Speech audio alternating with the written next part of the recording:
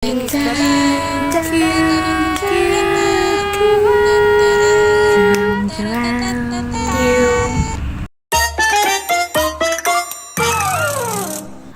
selamat datang di Sikes Kosmosian Podcast. Halo, selamat datang di Sikes Kosmosian Podcast. Kenalin, aku Alia, staf divisi PSDM Heori Kosmos. Di podcast kali ini, aku nggak sendirian karena aku ditemanin oleh divisi PSDM ku juga, yaitu Kak Nanta. Halo Kosmosian, kenalin aku Nanta sama seperti Alia dari staf divisi PSDM Heri Kosmos. Halo Kak Nanta, apa kabar? Halo Alia, Alhamdulillah aku baik. Gimana nih kalau kamu? Alhamdulillah kabarku juga baik nih. Oh ya Kak Nanta, di podcast kali ini kita kedatangan narasumber yang keren banget loh. Wah, siapa tuh? Oke, daripada menunggu lama-lama, mari kita panggil aja ya, Kak Haris. Halo Kak Haris. Halo Alia dan Dian. Wah, gimana nih Kak kabarnya hari ini? Alhamdulillah sangat baik sekali ya. Kita lihat hari ini cuacanya lumayan cerah walaupun sedikit mendung. Kalau boleh tahu, sekarang Kak Haris lagi di mana ya? Kalau sekarang kebetulan ini sedang di Bali, ada program kerja praktik di PLN. Oke, daripada berlama-lama lagi, mungkin teman-teman Kosmosian juga penasaran. Siapa sih Kak Haris ini? Untuk Kak Haris boleh memperkenalkan dirinya. Oke teman-teman semua, halo, assalamualaikum warahmatullahi wabarakatuh. Alhamdulillahirrabbilalamin, wassalatu wassalamu ala asyrafil anbiya wal mursalin, Sayyidina Maulana Muhammadin wa ala alihi washabihi ajma'in. Halo teman-teman semua, perkenalkan aku Muhammad Haris. Sekarang sedang menempuh perkuliahan di semester 6 sebagai mahasiswa program studi Teknik Elektro angkatan 2021 di Universitas Pertamina. Saat ini di bidang kepemimpinan juga menjabat sebagai ketua UKM dari robotika. Dan selain itu sekarang juga ada beberapa kesibukan seperti mengikuti program kerja praktik, magang, perlombaan, dan lain-lain. Wah, sepertinya Kak Haris di semester ini lagi sibuk-sibuknya ya. Eh, Gimana nih Kak setelah menyelesaikan semester 5 kemarin yang dimana kan kata orang-orang semester 5 itu semester yang mengguncang mental mahasiswa ya? Ya, benar sekali sih. Dari yang aku rasain dari semester 1 sampai semester 3, nah itu kan materi-materi yang kita dapetin kalau kita di perkuliahan mungkin materi-materi dasar yang mana sebenarnya hanya mengulang mata mata kuliah atau pelajaran yang ada di SMA. Nah, sedangkan di semester 4 dan 5 ini merupakan pengembangan atau memasuki bidang-bidang tertentu sesuai dengan prodi kita gitu. Nah, tentunya kita banyak menemukan hal-hal yang baru dan kerumitan-kerumitan di sana gitu. Berarti Kak Haris ini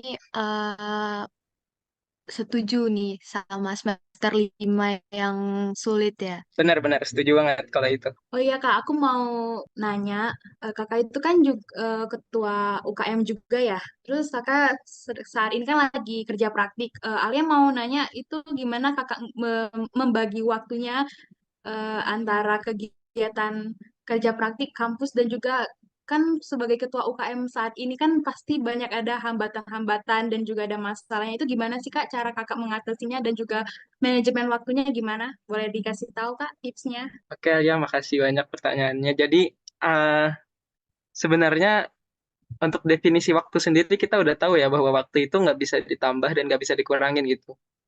Nah, yang hanya bisa kita lakuin yaitu hanya membagi waktu tersebut menjadi waktu yang efektif dan efisien. Nah, mungkin kalau yang kita ketahuin siklus hidup manusia dalam tanda kutip manusia normal ya, mungkin dalam satu hari kan ada 24 jam, di mana biasanya 8 jam itu dipakai untuk kerja, 8 jam lagi itu dipakai untuk beribadah, seperti sholat, kemudian makan, bermain, dan lain-lain, dan 8 jamnya lagi biasanya itu digunakan sebagai waktu untuk istirahat atau tidur.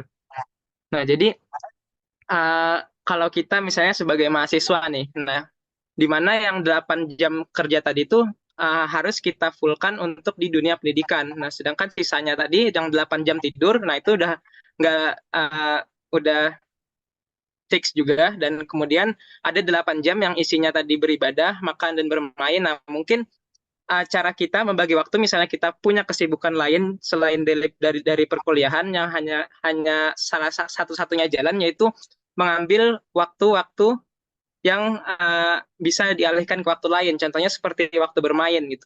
Nah, jadi kalau teman-teman itu mau untuk berkembang, untuk berprestasi, kemudian untuk mencapai pendidikan yang bermutu dan bermanfaat, nah itu kalian harus mengurangi waktu-waktu tadi, seperti waktu bermain, dan bahkan juga bisa saja mengurangi waktu tidurnya.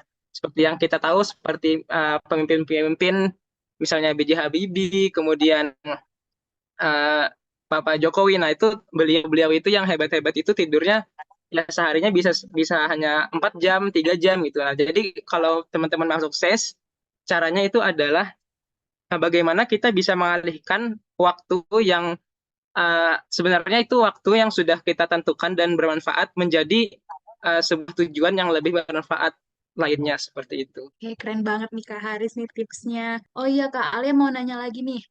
Tadi kan Kakak bahas tanda ada kepemimpinan nih. Alia mau tahu dong dari Kak Haris sendiri, definisi dari Kak Haris sendiri kepemimpinan itu apa? Ya, kalau kepemimpinan sendiri, kalau menurut aku adalah definisinya ya, kalau menurut diri aku sendiri itu seseorang yang memiliki 4 sifat yang wajib ada di dalam sifat kenabian. Yang seperti kita tahu yaitu ada siddiq, amanah, tablik, dan juga fatonah. Di mana siddiq ini kita tahu itu jujur, amanah menyampaikan, amanah dapat dipercaya, tablik menyampaikan, dan fatonah itu cerdas. Nah, tapi selain itu juga, pemimpin itu tidak lepas dari namanya istilah kepemimpinan. Yang menurut saya kalau dalam hal kepemimpinan, itu seseorang yang harus mempunyai dua kemampuan utama, yaitu kemampuan teknis dan kemampuan manajerial. Di mana kemampuan teknis ini adalah sebuah kemampuan yang artinya dia bisa memahami proses yang terjadi dalam sebuah organisasi.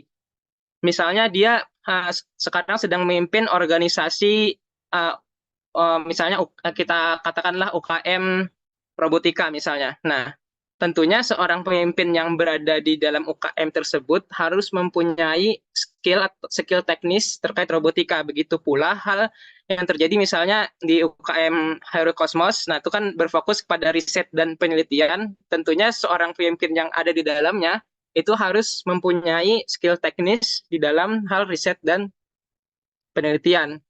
Nah, selain hal kemampuan teknis tadi, seorang yang pemimpin itu harus memiliki kemampuan manajerial, di mana manajerial ini adalah sebuah kemampuan yang menekankan bagaimana kita dapat mendayagunakan sumber daya yang ada di dalam sebuah lingkup organisasi tersebut. Nah, jadi misalnya kita di dalam sebuah organisasi mempunyai potensi-potensi khusus, nah itu bagaimana si ketua tadi bisa memanajemen dan memanfaatkan seluruh sumber daya yang ada di dalam organisasinya untuk mencapai tujuan-tujuan dalam berorganisasi. Seperti itu, Alia. Oke Kak Haris, terima kasih banyak ya Kak. Oh ya Kak, mungkin Kak Nanta mau ada yang ditanyain? Oke. Eh, sebelumnya aku mau nanya dulu Kak. Kak Haris ini jadi salah satu delegasi PIMNAS yang mewakili Universitas Pertamina ya. Ya, alhamdulillah. Mungkin Kak Haris bisa nyeritain gimana awalnya Kak Haris memilih untuk mengikuti kegiatan itu, Kak. Oke, Dian. Sebenarnya ini perlu digarisbawahi dulu kan, PIMNAS ini sebenarnya berawal dari PKM, Program Kreativitas Mahasiswa. Nah, yang di dalamnya itu berfokus pada penelitian, di mana penelitian itu merupakan salah satu dari Tridharma Perguruan Tinggi mahasiswa kan. Jadi kayak kewajiban mahasiswa gitu kan. Kewajiban mahasiswa ada di dalam Tridharma Perguruan Tinggi. Yang pertama ada penelitian, ada pengajaran, kemudian ada penelitian, dan ada pengabdian. Nah, jadi sebenarnya kenapa memilih ikut PIMNAS ini bukanlah sebuah keinginan, tapi adalah sebuah kewajiban kalau menurut saya. Karena PIMNAS ini kan tadi berfokus kepada riset dan penelitian gitu. Nah, untuk prosesnya sendiri, nah itu sebenarnya PIMNAS ini merupakan perjalanan yang cukup panjang. Itu saya mulai dari tahun 2021 sekitar ya dua tahun yang lalu gitu. Jadi delegasi yang tahun ini alhamdulillah masuk ke PIMNAS itu bukanlah sebuah perjalanan yang tiba-tiba langsung berangkat ke PIMNAS aja gitu. Nah, jadi ini dimulai 2 tahun yang lalu, di mana waktu itu saya itu diajak oleh kakak tingkat mengikuti perlombaan PKM gitu. Nah, di mana yang di PKM ini eh, masih di awal-awal itu belum belum tahu sama sekali tentang apa aja sih di dalamnya, apa sih tujuannya, apa sih manfaatnya gitu, apa sih yang harus dilakukan. Nah, jadi dari sana intinya pertama yang harus dilakukan itu adalah berani untuk mencoba aja dulu gitu. Kita nggak tahu outputnya bakal bagus atau bakal nggak bagus, tapi yang penting asal kita konsisten dan mau berusaha, ya bisa dipastikan outputnya itu ya insya Allah bermanfaat gitu. Walaupun misalnya nggak menjadi juara, tapi pasti ada suatu intisari yang akan didapatkan. Nah, jadi perjalanan PIMNAS ini dimulai sejak tahun 2021, di mana di sana itu diajak oleh kakak tingkat untuk ikut ke PKM, dan sayangnya kita belum bisa lolos untuk pendanaan dari Kemendikbudnya gitu, Kemenristek Diktinya. Nah, tapi alhamdulillah di kampus kita itu ada namanya UPPC aja, jadi kayak sejenis PKM, pendanaan PKM juga, tapi secara internal. Nah, itu alhamdulillah masuk. Nah, disitulah perjalanan PKM dimulai gitu, walaupun bukan di bawah Kemendikbud. Nah, di tahun depannya kita mencoba lagi nih untuk daftar, dan alhamdulillah keterima tuh di pendanaan PKM. Sebanyak ada 2 proposal. Nah, di mana yang hal tersebut berujung kepada satu proposal yang lolos masuk ke PIMNAS gitu. Nah, jadi sebenarnya perjuangan untuk sampai ke PIMNAS ini bukanlah yang sebentar gitu, teman-teman. Ya, perlu perjuangan dan perjalanan panjang dan konsistensi yang tinggi. Jadi untuk teman-teman yang misalnya tertarik nih ikut ke penelitian lah, boleh coba itu namanya PKM. Nanti insya Allah uh, output yang didapatkan tuh pasti bakal bagus walaupun kalian belum menjadi seorang juara. Seperti itu. Oke Kak, terima kasih. Wah, ternyata cukup panjang juga ya Kak perjalanannya menjadi delegasi PIMNAS ini. Mungkin dari teman-teman yang mendengar Sikes bisa tanya-tanya ke Kak Haris nih Kak. Eh, aku mau nanya lagi nih Kak. Selama menjalani proses sampai ke delegasi PIMNAS ini yang menarik menurut Kak Haris apa aja? Oke, kalau sebenarnya perjalanan yang menarik kalau menurut aku ya di timnas ini adalah lika-liku kerja sama tim ya, teman-teman.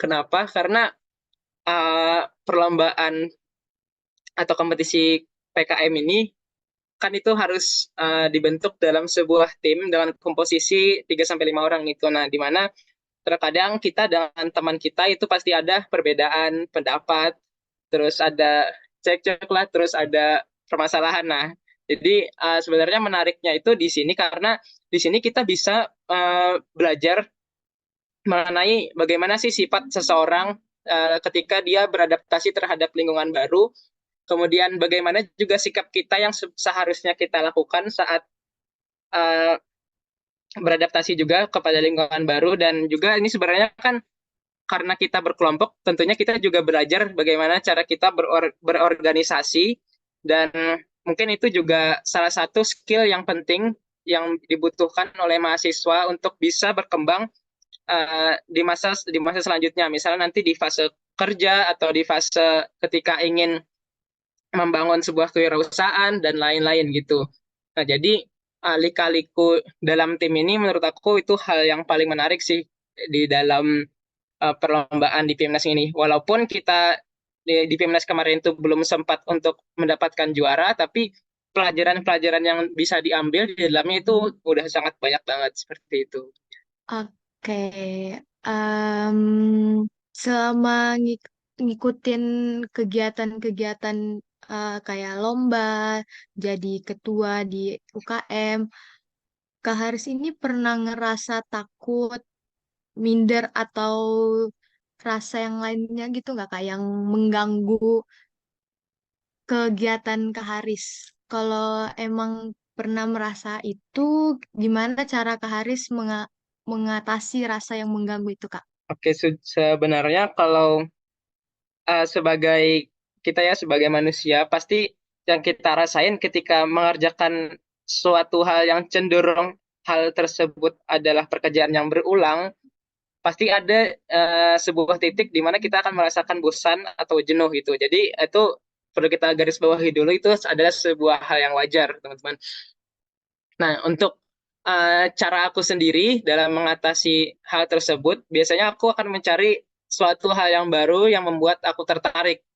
Misal, kalau aku kan uh, passion aku ada di bidang robotika gitu. Nah, jadi gimana caranya ketika aku jenuh, misalnya aku lagi belajar ini, belajar itu, nah aku berusaha untuk mencari di mana diriku itu bisa merasakan senang ketika mengerjakan sesuatu yang hal tersebut juga hal yang positif gitu. Jadi enggak um, bukannya malah menurunkan semangat kita, tapi bisa menambah semangat kita. Di samping itu juga bisa menambah skill kita. Nah, kalau aku sendiri biasanya ya karena aku suka di bidang robotika, jadi aku beli beli beli alat, beli komponen gitu, terus ngerakit robot gitu. Nah, tapi kalau misalnya teman-teman yang lain yang beda beda beda hobinya, nah carilah hobi teman-teman. Misalnya hobinya ikut konser gitu atau nyanyi. Nah, kalian harus misalnya ada di titik jenuh itu, kalian mungkin bisa memberikan self reward lah kepada diri kalian sendiri gitu. Misalnya jalan-jalan atau nonton konser atau lain-lain gitu. Tapi dalam konteks hal-hal yang kalian lakuin itu harus positif semua dan harus bisa mendukung tujuan kalian tadi. Nah, tak kalah penting pula ketika kalian menempuh sebuah proses perjalanan, misalnya mengikuti kompetisi, pembelajaran, perkuliahan, dan lain-lain. Nah, tidak kalah pentingnya juga kalian itu melakukan set terhadap goal kalian. Output yang ingin kalian dapatkan itu apa sih? Misalnya kalian ikut kompetisi, kalian ingin menjadi seorang juara di kompetisi tertentu, misalnya dapat juara satu gitu. Nah, kalian dalam perjalanan itu harus mengarahkan hal-hal yang kalian lakukan tuh ke arah sana gitu. Jadi jangan sampai lepas dari tujuan. Nah, ketika mungkin di perjalanannya terjadi bosan atau malas atau jenuh dan lain-lain, nah itu mungkin kalian bisa cari hobi kalian atau hal yang kalian sukai untuk uh, memberikan self reward terhadap diri kalian, karena diri kalian juga perlu bahagia. Seperti itu dia. Oke Kak, terima kasih tipsnya. Nah, untuk teman-teman Kosmosian nih yang mungkin lagi ngerasain jenuh atau bosan di kegiatan yang berulang-ulang seperti kata Kak Haris, mungkin bisa mengikuti tipsnya nih. Salah satunya dengan self reward. Reward untuk Alia mungkin mau bertanya lagi ke Kak Haris. Oh ya Kak Aris, aku kan sekarang saat ini sedang menjalan semester 3 mau ke 4 nih Kak. Ini kan di semester ini aku lagi sibuk-sibuknya yang ada organisasi, terus juga ada perlombaan juga. Terkadang tuh aku ngerasa nggak konsisten dengan eh, perlombaan dan juga organisasi organisasi yang aku jalin dan juga mata kuliahku juga kan Kak yang bisa dibilang juga padat juga. Gimana sih Kak biar atau adakah tips atau pesan kakak biar aku dan juga para Cosmotion yang ada di Sikes ini bisa konsisten dalam menjalankan beberapa tanggung jawab seperti organisasi dan juga akademik dan juga perlombaan. Oke, Alia. Uh, jadi untuk hal tersebut sendiri, Alia sendiri kan masih kalau bisa kita bilang masih di semester awal lagi gitu. Nah, untuk Betul. Alia sendiri itu hal-hal yang Alia lakuin itu udah sangat bagus sekali kalau menurut aku, karena sebagai mahasiswa baru, kalau yang aku lakuin dulu, aku akan mencoba semua kemungkinan yang bisa mendorong aku untuk menjadi lebih positif, menjadi lebih bagus, menjadi lebih aktif, menjadi mahasiswa yang memang benar-benar mahasiswa, bukan mahasiswa yang kuliah pulang gitu. Jadi yang Aliyah lakukan perlu digarisbawahi udah benar sekali gitu. Nah, tapi mungkin untuk menjaga konsistensi itu, kalau dari aku sendiri, ya kembali lagi ke cara kita membagi waktu tadi. Nah, kita harus mengorbankan waktu-waktu bermain kita, waktu tidur kita, dan waktu-waktu yang tidak bermanfaat kita alihkan untuk mencapai tujuan-tujuan kita. Nah, misalnya tadi Alia nanti ingin menjadi seorang pemimpin, ya tentunya harus berjuang dari sekarang bagaimana cara mengembangkan skill leadership-nya di keorganisasian. Terus misalnya Alia nanti ingin uh, meraih suatu juara di salah satu kompetisi gitu. Nah, berarti harus perbanyak lagi ikut perlombaan-perlombaan. Nah, tapi kalau dari saran aku sendiri, uh, nanti kalian mungkin di semester selanjutnya, semester 5, semester 6, nah itu kan mungkin harus mulai fokus terhadap tujuan utama kalian. Nah, jadi misalnya ingin difokuskan terhadap organisasi saja, nah maka tempuhlah organisasi itu dengan sebaik-baiknya. Sedangkan jika perlombaan, nanti tempuhlah juga perlombaan dengan sebaik-baiknya. Jadi intinya sebenarnya kalau menggabungkan antara semuanya itu mungkin cukup susah gitu. Hanya sedikit orang yang mampu dapat sukses di organisasi, dapat sukses di perlombaan, dapat sukses di perkuliahan itu hanya sedikit orang. Nah, tapi mungkin kalau ingin lebih lebih bagusnya itu difokuskan saja terhadap tujuan utama kita gitu. Jadi di semester awal untuk teman-teman mahasiswa silahkanlah cari apa sih passionku, apa sih kemampuan aku, apa sih uh, hobi aku, apa sih keinginan aku gitu ke depannya. Nah, jadi menurut aku itu sih untuk yang Aliyah lakuin udah benar sekali. Jadi untuk konsistennya uh, kembali lagi ke pembagian waktu tadi dan kemudian ingatlah nanti di suatu saat bahwa yang Aliyah lakukan itu pasti ada manfaatnya gitu daripada kita cuma sebagai mahasiswa hanya belajar di kampus kemudian pulang belajar di kampus kemudian pulang seperti itu. Oke, Kak Haris, makasih banyak ya Kak atas tipsnya. Oh iya Kak, menurut Kakak, dan jika ada gimana sih, menurut Kakak tuh kalau misalnya ada, menurut Kakak berpengaruh nggak sih support system itu untuk kesuksesan atau masa depan kita dalam kuliah ini kan pasti ada mahasiswa pasti ada down-downnya ya Kak. Entah itu nilainya atau emang lagi situasinya yang kurang baik. Menurut Kakak bagaimana sih Kak? Itu nggak mahasiswa itu untuk support system? Ya, ini support system dalam hal apa dulu nih, Alia? Kan banyak tuh support system, ada Ya, apa gitu. ya eh, mungkin ada pacarnya atau lainnya Kak. Mungkin dalam segi pacar sih Kak, menurut Alia gimana? Oh ya, Kan kebanyakan sebenarnya ya ya, I see. Sebenarnya ya kalau hal ini udah nggak bisa dipungkiri lagi sih kayak deket sama seseorang itu pasti membuat semangat kita tuh terus bangkit gitu. Nah, mungkin kalau dalam hal support system seperti itu, kalau saran aku diri aku sendiri, misalnya dalam konteks support systemnya pacaran, nah janganlah dulu kalau menurut aku pacaran karena sebenarnya ya teman-teman pacaran ini manisnya cuma di awal aja gitu. Dia pacaran ini seperti pisau bermata satu, bukan bermata dua. Kalau bermata dua kan mungkin ada baiknya, ada buruknya. Nah, kalau pacaran ini sebenarnya isinya hanya buruknya aja, teman-teman. Dia membunuh membunuh pelan-pelan mimpi kita. Kenapa? Karena uh, pacaran ini memang memang dia dapat membuat kita lebih semangat, lebih bergairah dalam mengejar mimpi kita. Nah, tapi di sisi lain dia juga merusak kita, teman-teman. Nah, jadi mungkin kalau untuk support system sendiri, kalian bisa mencari hal-hal yang lain yang lebih positif gitu. Contoh misalnya orang tua kalian. Nah, tentunya kalian kan misalnya kuliah jauh-jauh merantau dari luar pulau, kemudian uh, jauh dari orang tua, jauh dari keluarga, nah gitu. Terus kemudian orang tua udah capek-capek ngebiayain kalian. Nah, ternyata kalian di kampus kerjanya cuma kuliah pulang, pacaran dan lain-lain. Nah, gitu. Kalau menurut aku itu rugi banget sih. Nah, jadi kalau untuk support system sendiri, kalian bisa ambil contoh misalnya orang tua gitu.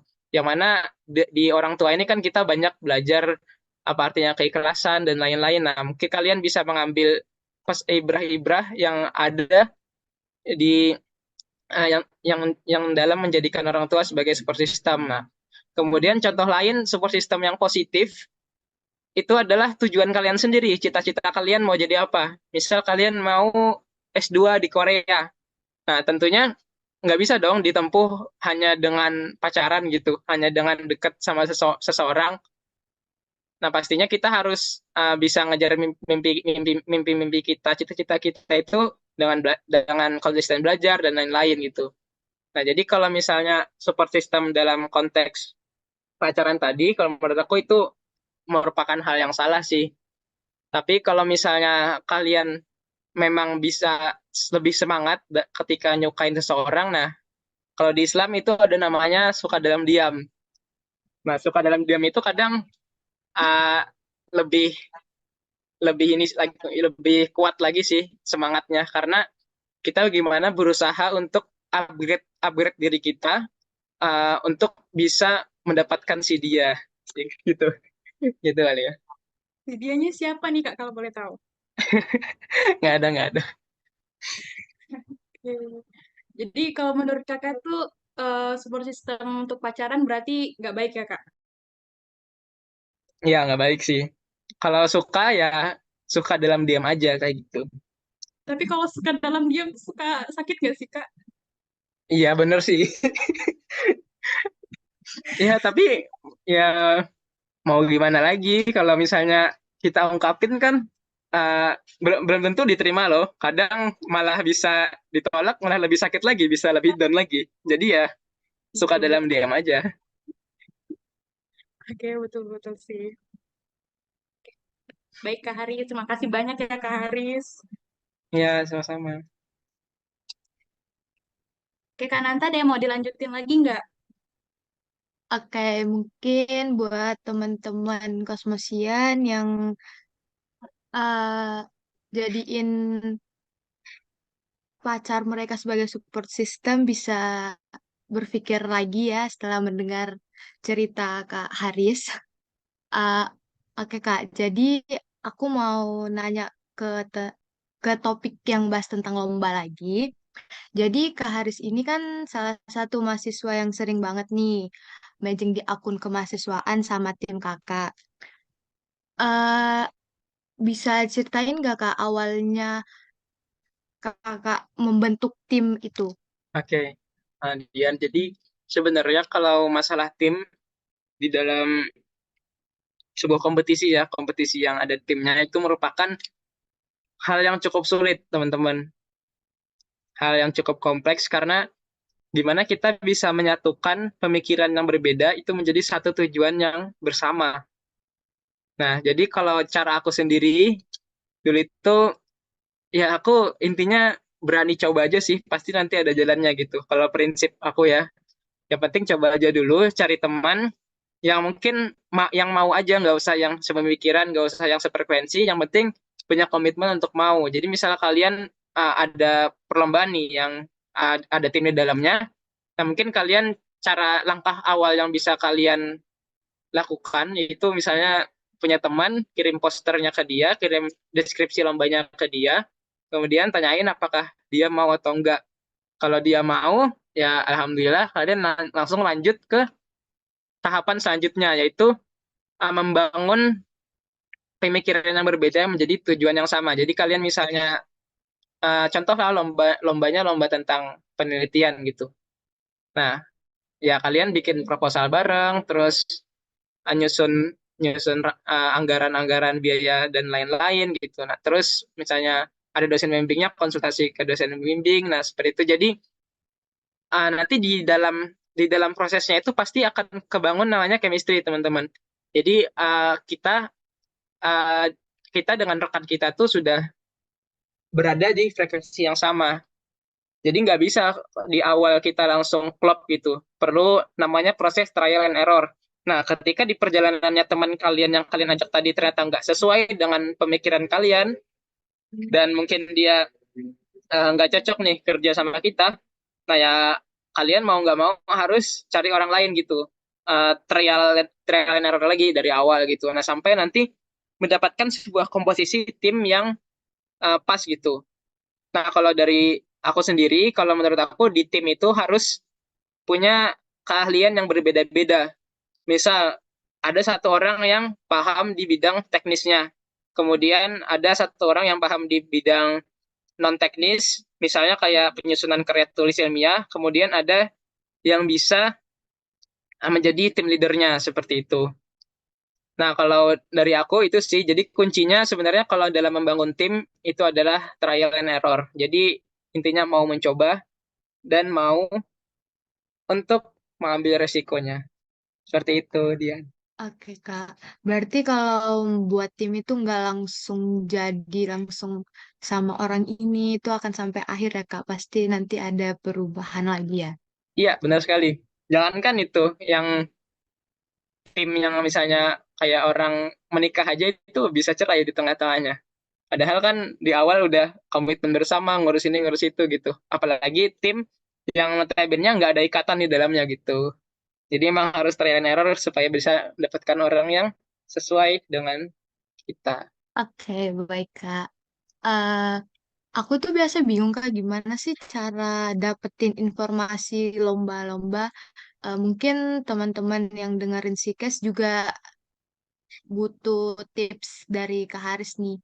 Oke, kalau di era kita sebenarnya kita cukup diuntungkan karena sekarang media informasi sudah banyak sekali ya teman-teman. Jadi untuk aku sendiri biasanya kalau info-info lomba itu biasanya aku follow Instagram yang di dalamnya ada biasanya mereka nge-share poster-poster perlombaan. Contoh kayak Instagramnya info lomba, kemudian Science Hunter, kemudian Instagram uh, event lomba. Nah, itu banyak sekali teman-teman. Biasanya di Instagram sih yang banyak. Atau misal kayak selain di Instagram, biasanya dari share grup teman-teman kayak gitu. Nah, tapi kalau dari saran aku nih ada perlombaan yang cukup menantang teman-teman. Biasanya lomba-lombanya ini dikeluarkan oleh Kemendikbud. Nah, kalian misalnya sekarang menjadi mahasiswa atau misalnya SMA atau SMP pun juga banyak perlombaannya. Jadi kalian cari aja gitu di lomba yang diadakan oleh Puspresnas, itu lomba dari Kemendikbud. Nah, itu merupakan ajang-ajang lomba yang bergengsi. Di dalamnya juga ada banyak sekali perlombaan. Contohnya kayak ONMIPA, nah itu perlombaan tentang Olimpiade, lomba PKM tadi, PKM Timnas, itu lomba penelitian, kemudian ada MTQ, Musabaqah Al Quran, kemudian ada KRI, kontes robot Indonesia bagi yang suka robot, kemudian ada uh, NUDC, kayak lomba debat bahasa Inggris, dan lain-lain. Nah, seperti itu. Jadi, kalau informasi-informasi itu bisa kita dapatkan dari mana saja. Salah satunya yang paling sering aku dapetin itu ada di Instagram, sama lomba-lomba yang diadain oleh Puspesnas. Seperti itu, Dian. Oke, Kak. Jadi kalau misalnya kita memutuskan untuk ngikutin satu lomba nih, Kak, berarti persiapan yang harus kita lakukan apa aja, Kak? Oke, kalau di dalam lomba, kalau menurut aku satu satu aja sih yang perlu disiapin, niat sih. Karena kalau yang penting tuh kita gimana cara kita untuk mengambil langkah awal gitu, teman-teman. Sebenarnya kalau kita udah ngambil langkah awal nanti insya Allah ke depannya tuh bakal gampang. Jadi ketika teman-teman ngelihat ada sebuah lomba, ada poster lomba, oh ada lomba ini, ada lomba ini. Nah, ya kalian ikutin aja gitu, nggak usah mikir panjang, nggak usah mikir bakal menang nggak ya nanti. Intinya kalian coba aja untuk ikutin, walaupun kalian nggak menang di akhir pun nanti pasti banyak ilmu-ilmu yang kalian dapatkan yang pasti bakal akan terpakai saat kalian ikutin lomba lainnya kayak gitu Dian. Oke, terima kasih Kak atas tips dan triknya untuk teman-teman semua mungkin yang akhirnya termotivasi nih setelah mendengar cerita dari Kak Haris. pengen ikut lomba bisa ngikutin saran dari Kak Haris. Untuk Alia boleh. Oh ya Kak Haris, Alia masih ada satu pertanyaan lagi. Alia mau nanya gimana biar kita tuh bisa percaya diri ya Kak untuk bisa ngikutin lomba itu kan kadang ada mahasiswa dan juga Alia sendiri pernah waktu itu nggak percaya diri untuk mengikuti sesuatu kegiatan lomba baik pun organisasi. Gimana nih Kak tipsnya Kak biar kita tuh bisa percaya diri untuk mengikuti organisasi itu Kak? Oke, Alia. Untuk dari aku sendiri, kalau untuk percaya diri, tentunya satu hal yang harus kita miliki yaitu modal, teman-teman. Jadi, modal ini banyak sumbernya. Ada dari hasil pembelajaran kita dan hasil pembelajaran dari kesuksesan kita, serta hasil pembelajaran dari kegagalan kita. Jadi ketika kita uh, ingin membangun kepercayaan diri saat mengikuti kompetisi, organisasi dan lain-lain, nah salah satu-satunya yang bisa kita lakuin yaitu mengambil langkah awal seperti yang tadi. Karena di langkah awal itu kita kalau udah masuk ke dalamnya pasti akan tahu lika-liku yang ada di dalamnya, misalnya di organisasi. Nah, ketika kita ingin percaya diri dalam organisasi, tentunya kita harus tahu sendiri apa sih yang ada di dalam organisasi tersebut. Begitu juga ketika dalam perlombaan.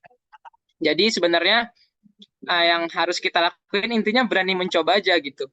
Jangan pernah takut karena seandainya kita di akhirnya bakal kalah atau nggak bakal sampai garis finish, pasti di perjalanan yang panjang itu kita udah dapat banyak ilmu-ilmu, kita sudah banyak di perjalanan itu kita udah banyak melihat pemandangan-pemandangan indah yang tentunya hal tersebut bukanlah hal yang sia-sia. Jadi intinya untuk membangun percaya diri, kalian harus punya modal. Untuk percaya diri, kalian harus berani mencoba untuk mendapatkan modal tersebut, yaitu pengalaman. Seperti itu, Alia. Kalau boleh tahu nih Kak, pengalaman Kakak yang paling berkesan apa nih Kak? Waduh, ada sih tahun Banyak ya? kemarin. Tahun kemarin itu aku ikut lomba namanya KRI. Kalau Apa teman-teman itu tahu, Kak? KRI itu kontes robot Indonesia. Nah, jadi isinya lombanya itu bikin robot untuk menyelesaikan sebuah permasalahan. Nah, kebetulan lombanya juga dari Puspresnas Kemendikbud, jadi lumayan saingannya cuma lumayan ketat dan cukup bergengsi. Dan menurut aku ya lombanya juga lumayan susah gitu, karena kita harus bikin sebuah robot. Nah, apa sih yang unik dari lomba ini? Karena kebetulan lomba ini tuh tahun kemarin itu berbarengan dengan perkuliahan. Nah, jadi mau nggak mau itu bakal padat banget jadwalnya. Jadi kuliah kan kita dari jam 7 pagi sampai jam 5 sore biasanya. Nah, itu lanjut lagi malamnya sampai biasanya pulang dari kampus itu pernah sampai jam 1 malam gitu. Dan itu nggak sekali dua kali, sering.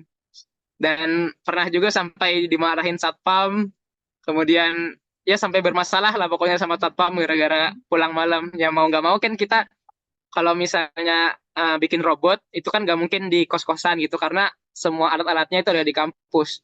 Nah, jadi pengalaman yang nggak terlupakan itu sih. Dan lucunya lagi ternyata di akhirnya itu kalah gitu. Jadi nggak ngedapetin, bahasanya tuh kita udah berjuang capek-capek dan ternyata nggak dapat apa-apa gitu.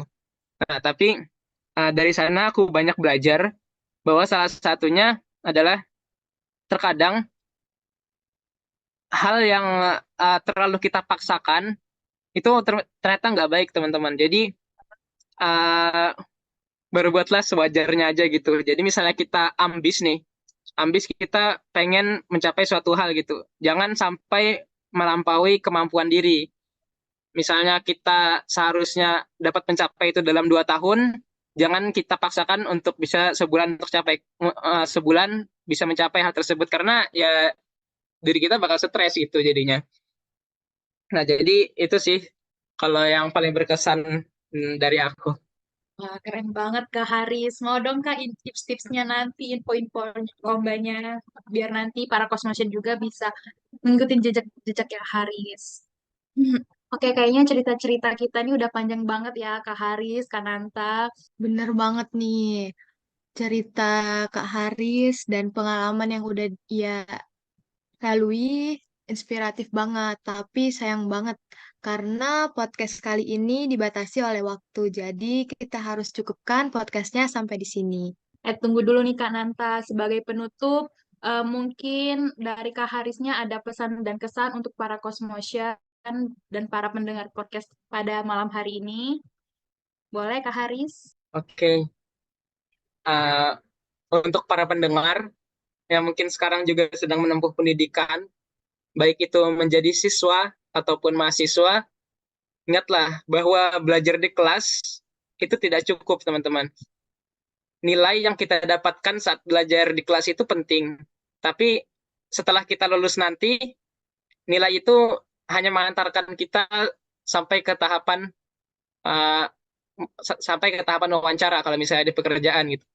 Nah, tapi yang lebih penting dari itu semua adalah skill kita, skill kepemimpinan kita, pengalaman kita, dan kemampuan kita dalam menyelesaikan permasalahan. Jadi, untuk teman-teman semua, aku harapin jangan sebagai, misalnya kalian sebagai mahasiswa atau siswa, jangan hanya belajar di dalam kelas, tapi eksplorlah ke dalam hal-hal yang lain di luar kelas.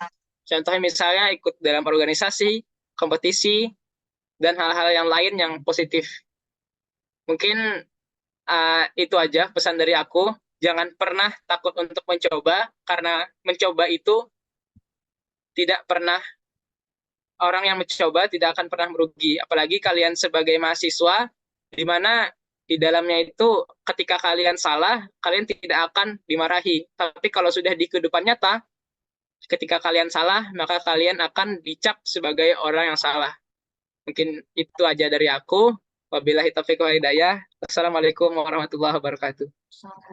Oke, terima kasih banyak Kak Haris atas pesan-kesannya, tips dan juga motivasinya. Semoga para Coach Motion di podcast pada malam hari ini lebih semangat dan lebih termotivasi lagi dalam menjalankan kegiatannya di aktivitas kampus. Oke, teman-teman Kosmosian. Jadi, si case ini cukup sampai di sini. Sampai jumpa di kesempatan selanjutnya. Dan terima kasih buat Kak Haris. Selamat malam. Selamat malam. Sampai Selamat sampai malam, jumpa teman-teman. Kak Haris. Terima kasih banyak. Iya, Terima sama-sama. kasih Kak Haris. Terima kasih sudah mendengar. See you the next podcast. Bye-bye. Bye.